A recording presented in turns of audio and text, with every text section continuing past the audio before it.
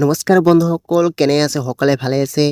তো যিসকলে এইচএলচি যিসকলে ৰেচিকেন কৰিছিল তেওঁলোকৰ ৰেজাল্টটো ইতিমধ্যে আহি গৈছে। তো সোনকালে চাব পাৰিব। তো কেনেকৈ চাব সকলো তথ্য মই এইখন ভিডিঅ'ৰ জৰিয়তে মই ক'ব বিচাৰিছোঁ। তো ভিডিঅ' প্ৰথম পৰা শেষলৈ চাই থাকক আৰু মোৰ চেনেলৰ প্ৰথমে ভিডিঅ' দেখি আছে তো এটা লাইক কৰি দিব, চেনেলটো ছাবস্ক্ৰাইব কৰি মোৰ লগত থাকিব। তো এনেকৈ নটিফিকেশ্যন পাবলৈ মোক হেল্প ছাপোৰ্ট কৰিব।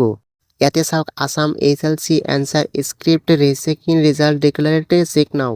মানে এক্সাম আছিল এইচএলচি এক্সামিনেশ্যন 2026 হয়। ৰেচিকেন ফিজ আছিল পাৰ ছাবজেক্টৰ 400 টকা। ওমৰ কপি ফিজ আছিল 50 টকা পাৰ ছাবজেক্ট।